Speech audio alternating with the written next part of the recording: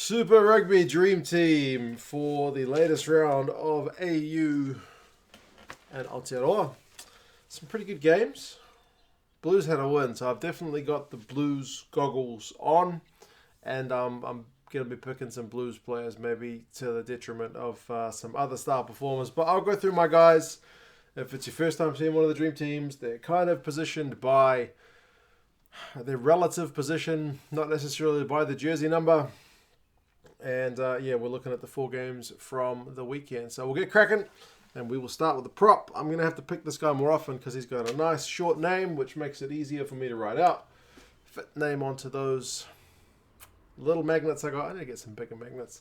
Cameron Orr from the Rebels.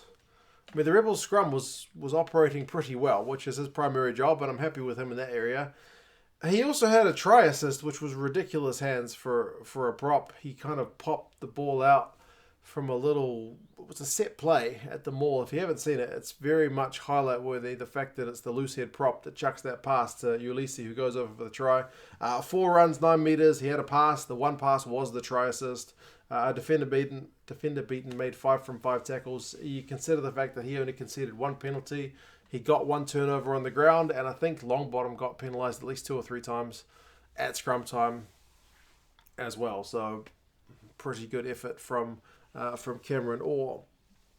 Other prop, here comes the Blues player. His name's a little bit tougher to get on. Ofa Tuangafasi. He's got a few more letters in the old name, but man, that guy puts in some big old hits, doesn't he? He's becoming pretty renowned for that. He's a bit of a highlight reel at the moment. He made 5 from 7 tackles, which I guess it's okay numbers. It's 2 missed that are, when you've only made 5, that doesn't look as good, but still, there's at least one that was floating around on Twitter. I think it's a hit on like Selby Record or something like that. It's a big old hit. Also, he scored a try, and that showed a bit of power. He had 6 runs, 6 meters, and offload 4 passes. He only conceded 1 penalty. The scrum was going forward. Pretty happy with that area. He's definitely putting his hand up for that All Black spot. And he got 2 turnovers as well. So very good effort from Offa. It's weird as well because I never used to rate him. I've been watching him for years, since back when I first got back from China. My dad took me to club rugby, and he said to me, "Oh, that's Offa Tuangafasi out there playing," and I said, "Oh, he's not that good." Yep, should have listened to the old man. Hooker, I've gone with Cody Taylor. There were definitely a few good options for hooker this week, and I think at least 4 hookers scored tries.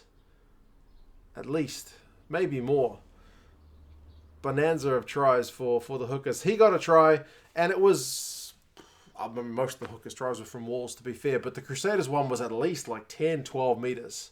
It just kept trucking along. It wasn't a 5-meter jobby where it had to just kind of flop over. It had to chug along and break away and keep going. He was at the back of that. And he also had a try assist. It was his quick pass to Sanders out on that left wing that allowed the Crusaders to get that opening try. So he's got the grunt and he's got the skills as well. 8 runs for 35 meters is phenomenal.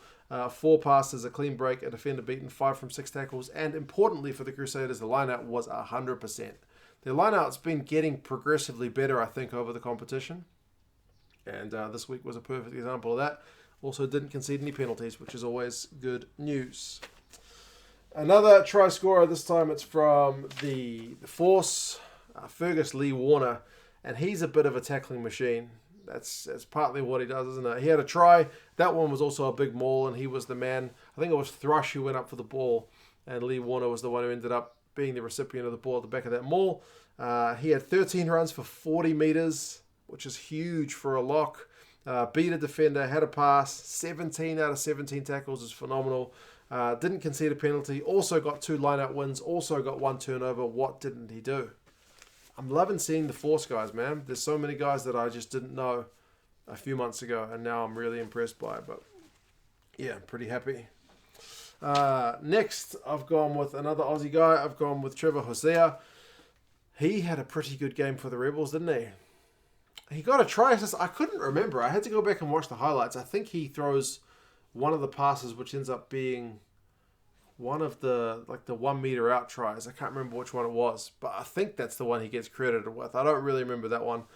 7 runs, 10 meters is a solid effort. Not quite 13 runs, 40 metres, but it's solid. 3 passes, 11 from 11 tackles is also fantastic to see. He had 4 line-out wins, also a line-out steal, also a turnover 1. So he was into a bit of everything as well. He did concede 1 penalty if you are looking for a black mark, but perfect tackling rate, try assist, ran the ball. What else do you want? Back row, loose forwards, definitely the most competitive area this week. I've gone with Kira Ioane as one of my loosies. He played 8, but I'm putting him in there just in the general category of loose forward. He had a try. He just went from the back of that scrum and flattened Scott Gregory. And Gregory actually had one of his better games, to be fair, but he was flat at that moment. Didn't envy him at all. He had a try assist. He was the one who kind of played scrum half quickly for Tuanga Fussi's try, actually. He grabbed the ball at the back of the ruck and just quickly chucked it on to Offa, who went over. 10 runs, 33 metres, 8 passes, beat a defender, had a clean break. 12 from 14 tackles is a decent work rate. Remember, the Blues were under the pump at the end. He won a turnover. He did concede 2 penalties again, if you're looking for that kind of black mark on things. He was involved in a little bit of handbags, but yeah, pretty happy with Akira. He's just come along leaps and bounds in the last few months, hasn't he?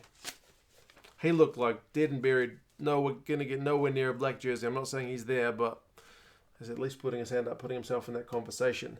Harry Wilson from the Reds continues to impress. And if you're not watching the AU games, man, you need to be watching this guy.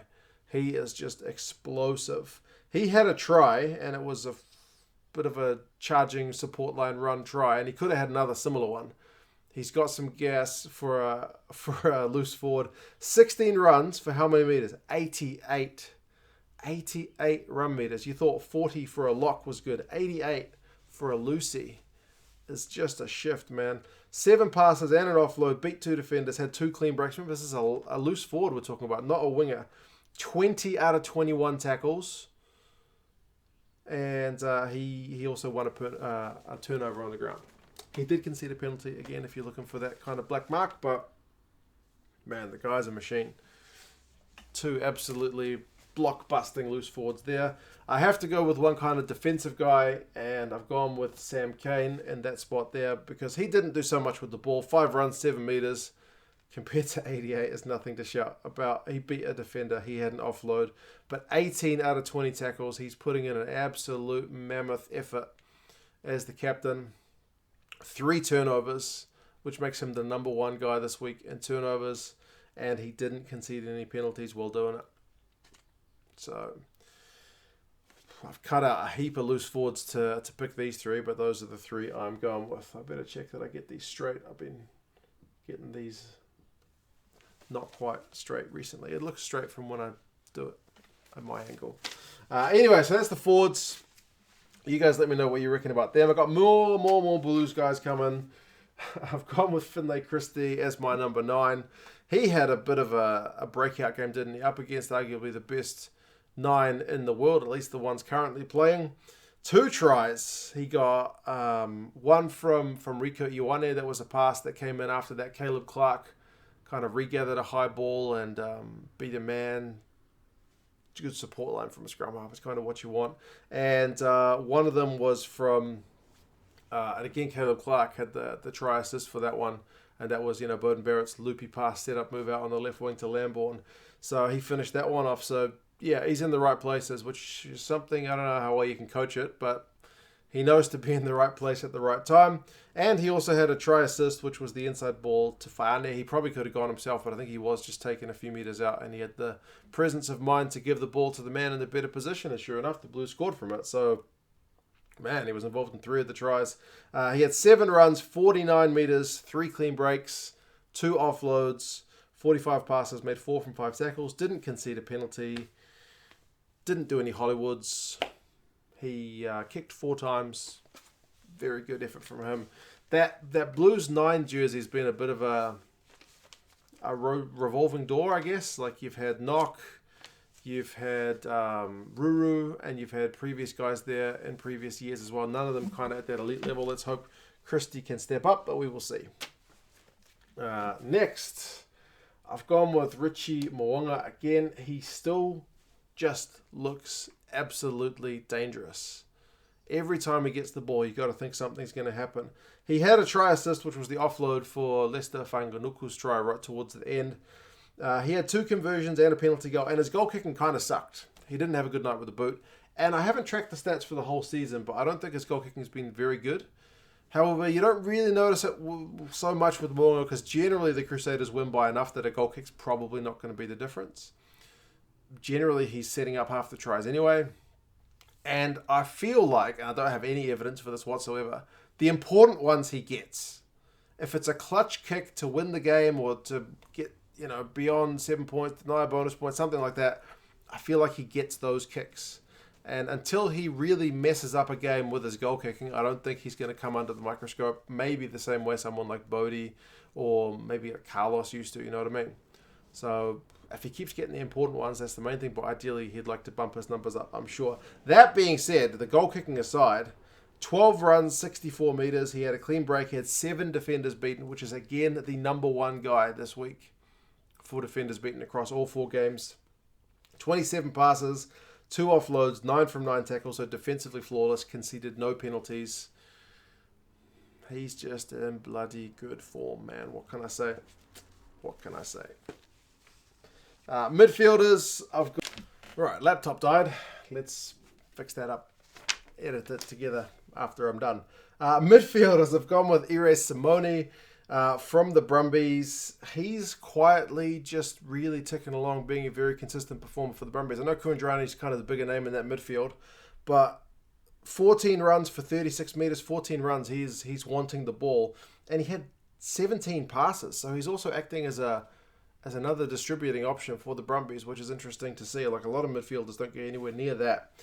He had 2 clean breaks and 4 defenders beaten, so very dangerous ball in hand, and defensively very sound, 10 from 11 tackles, and he managed 2 turnovers, also didn't concede a penalty. So I know the Aussies are getting a wee bit of stick sometimes for their games, but I'm loving the last 2 games especially, and there's a lot of young guys. I know Simone's not that young, but a lot of young guys putting their hands up for high honours, so I'm looking forward to see what Dave Rennie can do with that squad. And another Aussie. I didn't think I was going to pick Hamish Stewart. I don't know, man. I don't know. I look at his numbers and they're really good. Maybe I was just too busy looking at the likes of Wilson and Dalgunu and whatnot, and James O'Connor and all the other guys. But he had 5 runs for 43 meters, which is a very good return. Like, if you look at Simone, he's 14 to 36. This guy's 5 to 43. So when he runs it, he's getting some good meters. 10 passes, so another good distributor. He had a clean break, he had a defender beaten, and 22 out of 23 tackles. He's not that big. 22 out of 23 tackles. Impressive, man. That's phenomenal. That's next level. He did concede 2 penalties, but how the hell did he get 22 tackles? Brad Thorne likes picking guys who can tackle, so I can see why he keeps getting a start. Outside backs, last Blues player, I promise. He is Caleb Clark. Boy, was he good. He had a try assist, which was the try assist for Christie's one. Took the ball, it was a cross kick, took the ball high above his head, managed to bump off, I think it was Ioane, Josh that is, and always got go forward ball, always seemed to get over the advantage line, which is something you can't. Yeah, how do you practice that, man? He's just got great technique, good size, strength. 10 runs for 72 meters, had 4 clean breaks, which is huge, 3 defenders beaten, had 3 offloads, 5 passes, 7 from 8 tackles, also didn't concede a penalty. He just looks bloody good, man. But there's another guy who also looks bloody good in the outside backs, and that would be one Will Jordan. He continues to just have good game after good game. He had a try, which is one of the easiest ones he'll score. Crusaders have gone through a bunch of phases. He was just standing right place, right time, and canted over. 16 runs for 101 meters, so he beats Harry Wilson's total. But remember, he's fullback, so he gets a few kind of free ones. 2 clean breaks, 5 defenders beaten. I think he'd be one of the second guys after Moanga for defenders beaten. He had 3 offloads, 16 passes. The guy's involved in all their play, man.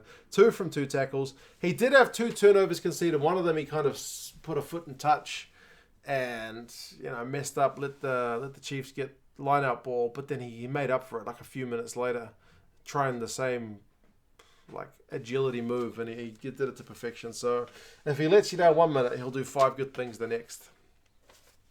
Final pick, I've gone with old George Bridge from the Crusaders, and he's probably not getting the same press with the likes of Jordan in that backline, but George Bridge has been quietly consistent as well. He had a try assist, which was for Jordan's try. Quick hands, good decision making, played the ball to the better man.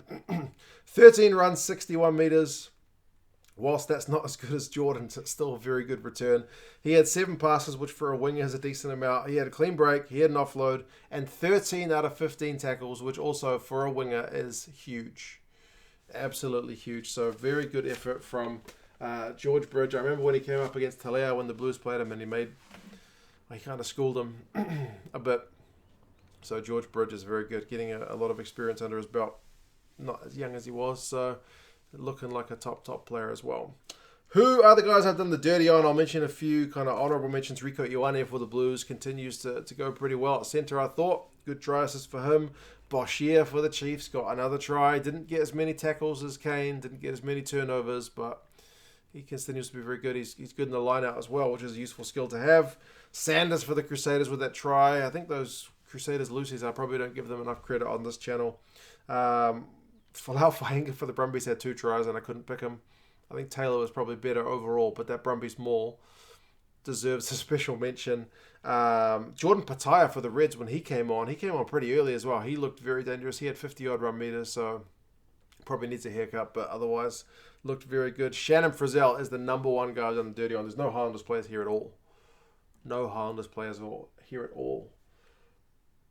I was debating if I should chuck them in, but I had to go with the guys I picked. I could have changed them for Ioane, I guess, to balance the side out, to at least put in a Highlanders player, but I had to give it to Akira based on the numbers, but Frizzell was also monumental. So, yep.